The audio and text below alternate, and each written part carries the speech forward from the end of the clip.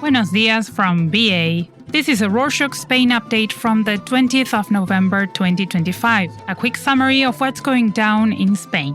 Kicking things off, on Monday the 17th, Carles Puigdemont, the former Catalan president who is currently living in exile in France, has appealed to Spain's constitutional court to suspend his arrest warrant and provisional detention. Puigdemont says that maintaining the warrant violates his personal liberty and political rights, especially after the EU issued an opinion broadly supportive of Spain's 2024 amnesty law. Puigdemont is living in exile to avoid arrest for his role in the 2017 Catalan independence referendum, facing charges of rebellion, sedition, and misuse of public funds.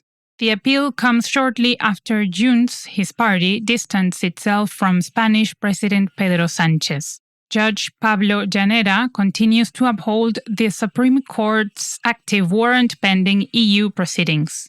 Next up, on Tuesday the 18th, Spain's civil guard arrested 5 people, including Javier Aureliano García, president of the Almería Provincial Council, and Fernando Jiménez, his vice president. The arrests are tied to an illegal €2 million COVID-era contract for masks, protective suits, and gloves awarded in April 2020 to the company Azor Corporate Ibérica. Investigators believe officials received illicit commissions and manipulated competition by discouraging competitive bids and favoring companies to which they themselves were linked to. The case began in 2021 and it's ongoing as more news comes out. On Sunday the 16th, around 50,000 spectators attended a charity football match in Bilbao's San Mamés Stadium, located in the Western Pyrenees, where a selection of Palestinian players faced a Basque country team to raise funds for the NGO Doctors Without Borders. The event featured widespread displays of Palestinian and Basque flags, with thousands marching before kickoff amid ongoing protests in Spain against Israel's military actions in Gaza. Palestinian football has been devastated by 2 years of Israeli assault, leaving no league, destroyed infrastructure, and more than 1,000 athletes and staff killed. Also on Sunday, Storm Claudia caused renewed flooding in Portugal and Spain after moving slowly over the Iberian Peninsula. Originating from a system that brought early snow and cold weather to eastern Canada and the northeastern US, the storm crossed the Atlantic before stalling off Spain. Galicia, northwestern Spain, received significant rainfall in just 24 hours. Most of Europe and North America felt Storm Claudia before it dissipated fully on Monday the 17th. Heading east to Catalonia on Monday the 17th, Jaume Collboni, Barcelona's mayor, has announced a major municipal plan to promote the purchase of electric mopeds. Running from March 2026 to 2030, the initiative aims to decarbonize the city's small motorcycle fleet with a total budget of €15 million to replace 20,000 vehicles. The plan also supports the creation of a network of battery swapping stations. To apply, users must provide proof of purchase for the electric vehicle and proof of scrapping the old moped, which can be done free of charge through the city's municipal service. Barcelona currently has 32,000 registered mopeds, of which 18,000 are active. This initiative is part of the broader €1.8 billion climate plan aiming to make the city greener. On Tuesday the 18th, the government defended a large Catalan language banner displayed in Madrid's Gran Via to mark the 50th anniversary of dictator Francisco Franco's death. Ángel Víctor Torres, the Territorial Policy and Democratic Memory Minister, called criticism from the Conservative People's Party incomprehensible, arguing that opposing a co-official language undermines Spain's democratic values. The banner reads, "Being able to display an ad in Catalan in the middle of the Gran Via," with a smaller Spanish line below stating, "Democracy is your power," emphasizing linguistic rights guaranteed by democracy that weren't permitted under the Franco dictatorship.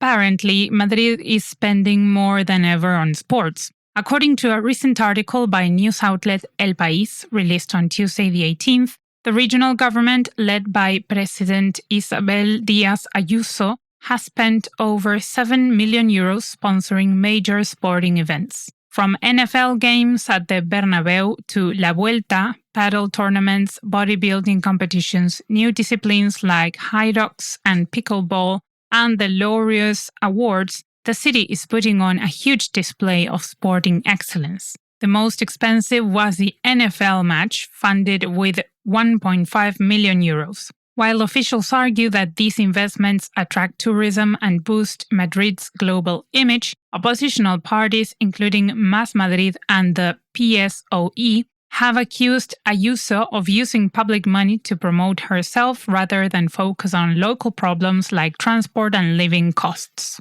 Meanwhile, on Tuesday the 18th, Spain announced an €800 million aid package for Ukraine during President Volodymyr Zelensky's visit to Madrid, reinforcing its commitment to Kiev's defense against Russia's invasion.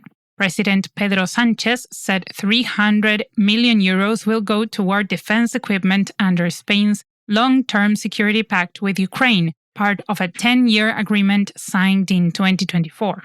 Spain will also purchase €100 million of US military equipment through NATO's Pearl scheme and provide €200 million in credit for Spanish companies involved in Ukraine's reconstruction, especially in energy, transport, and water systems.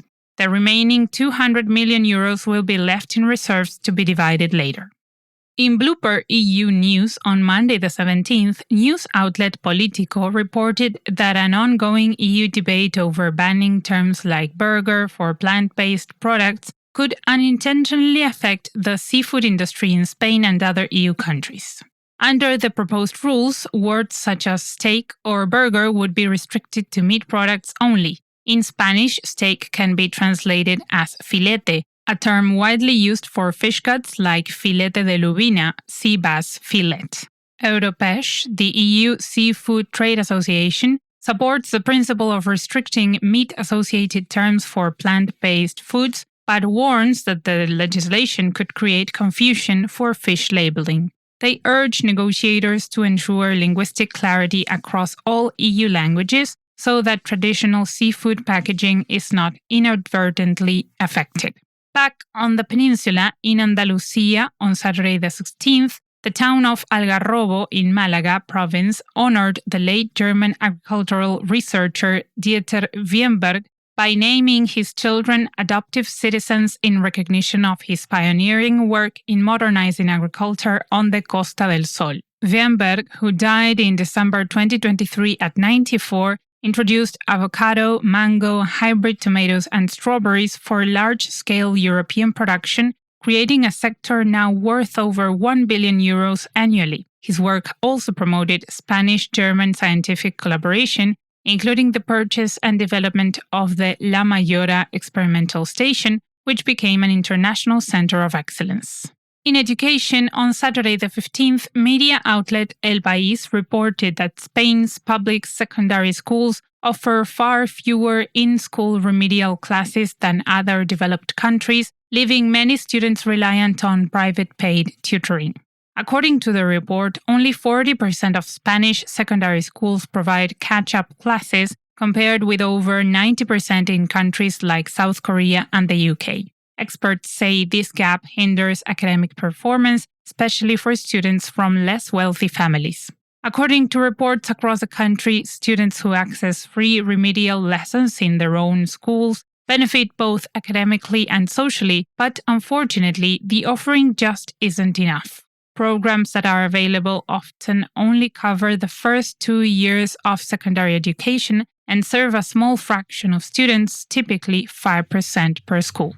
And to close this edition, Los Reyes Magos, or Three Kings, is coming up on the 6th of January, and cities are getting their promotional materials ready. But in Sevilla, in the south, there has been a little bit of heat over theirs. Sevilla's 2026 Three Kings Parade poster sparked controversy by showing a child with a Real Betis Balompié t-shirt and a Macarena tunic. Artist Fernando Vaquero says he meant to create an intimate personal scene. Supporters were split in their reactions. Betis fans and Macarena devotees praised it, while supporters of Sevilla FC and the Esperanza de Triana Brotherhood felt excluded. Baquero has denounced the backlash as aggressive cyberbullying, telling critics that he never meant to divide anyone.